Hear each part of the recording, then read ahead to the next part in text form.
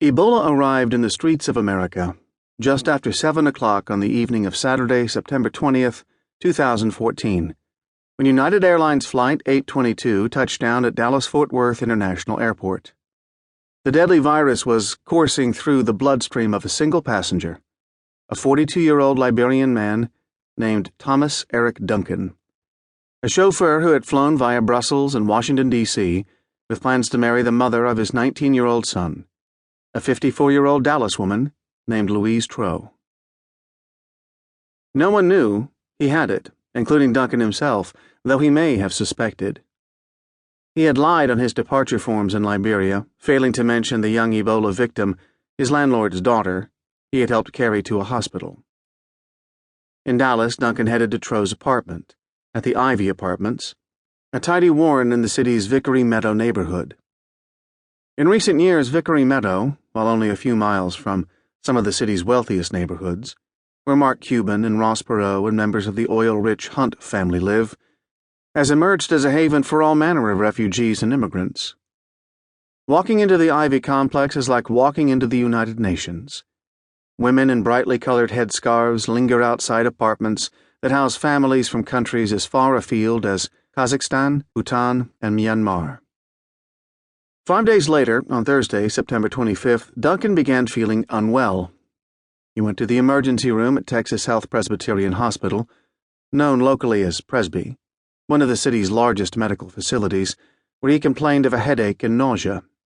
A doctor, failing to notice he was also running a fever that spiked at 103 degrees and that he had recently traveled from Africa, never imagined he might have Ebola, gave him a prescription for antibiotics, and sent him home. Over the next 2 days, Duncan began to sweat profusely and took to his bed, his fever rising. He was returned to Presby by ambulance Sunday afternoon. Despite widespread reports to the contrary in following days, he had yet to show other signs of Ebola, including excessive vomiting and diarrhea. This time, though, a nurse, taking note of his origins, decided to make a call.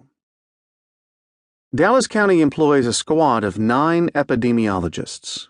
They call themselves Eppies, headed by a sharp young doctor named Wendy Chung. Among their duties is manning a 24-hour phone line that area doctors and nurses can call if they suspect a new infectious disease.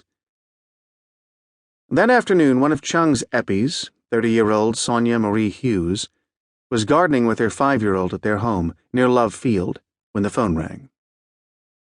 Hustling into the house, Hughes spoke to the answering service, which told her they had a possible Ebola patient at Presby. The Eppies call such a patient a potential person under investigation, or PUI. With Ebola raging in West Africa, the county had already had 8 potential Ebola PUIs, all false alarms, so the call didn't especially worry Hughes.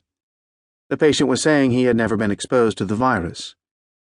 Hughes talked to the attending nurse, took down the information, and alerted Chung, who by late afternoon was studying Duncan's blood work, details of which were faxed to her home. Chung didn't like what she saw.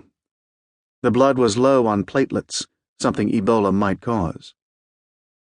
While there was still no vomiting or diarrhea, Chung decided to take no chances. She wanted more tests. In calls to the Centers for Disease Control and Prevention in Atlanta that evening, however, Chung was surprised when her counterparts there saw no need for them. The CDC was actually not real keen on testing.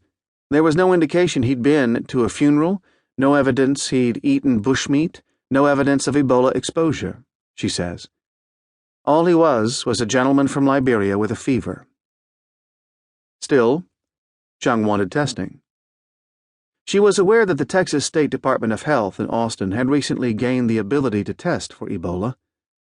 When she telephoned a state doctor that night, she discovered this had happened barely a month before. The state lab, in fact, had never performed